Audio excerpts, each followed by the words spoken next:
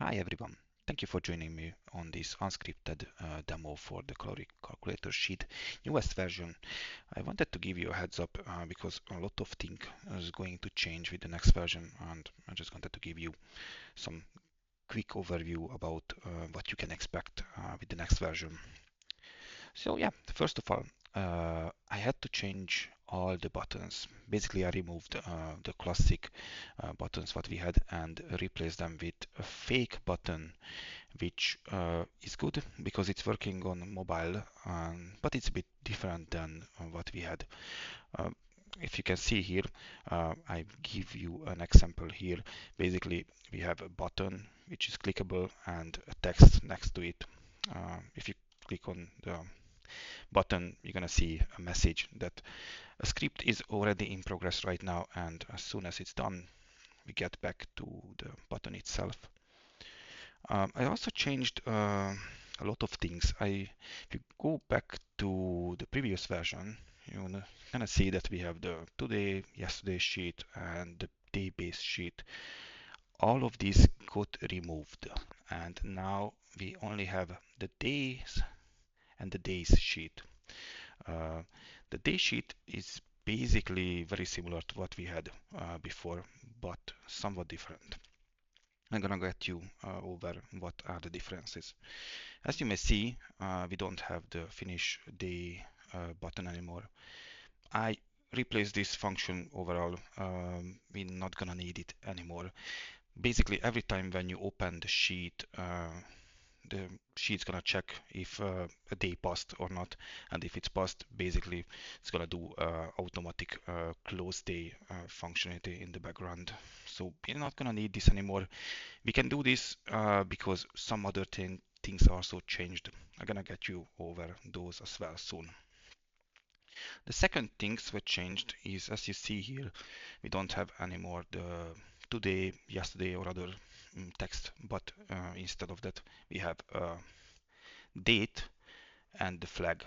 In this case, this is today, so we have this flag, which means that it's today. But if you see, this is a combo box, and we can change to other dates as well. We have older dates, which is basically the archive days, and we have this drawer icon next to them, and the future days, which have this calendar icon next to them.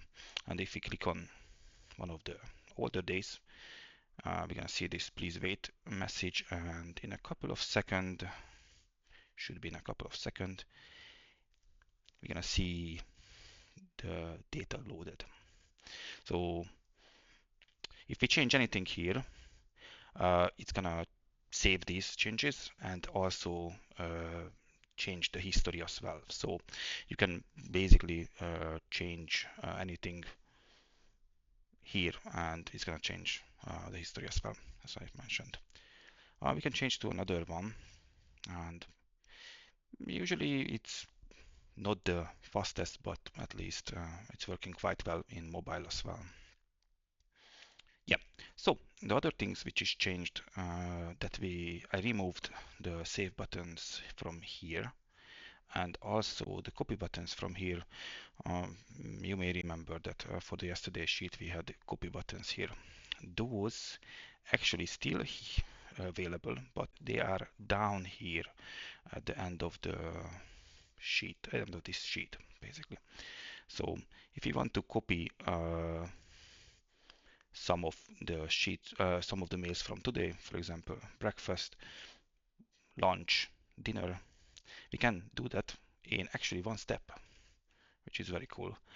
And we can copy it to any other days, like for today, tomorrow, and with just one button, it's gonna copy all of these to these days. And we can check it. And if we change to today, we should have these numbers here as well.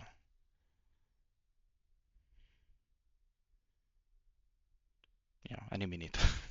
Yeah, so it's already here, which is good. And the save buttons also get replaced. It's here now, so you can select what meal what you want to save, give a name and save it. I had to do this because otherwise these functions will be not available in mobile. But like this, we can do that. These buttons can work on mobile as well, so it's very useful. The other sheet, what we have is the days.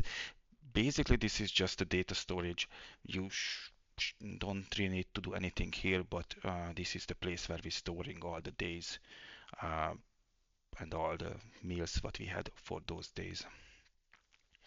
The other change what I made is in the settings, and now we can actually change how many days we want in the future, let's say 5, and how many days we want to keep for the past.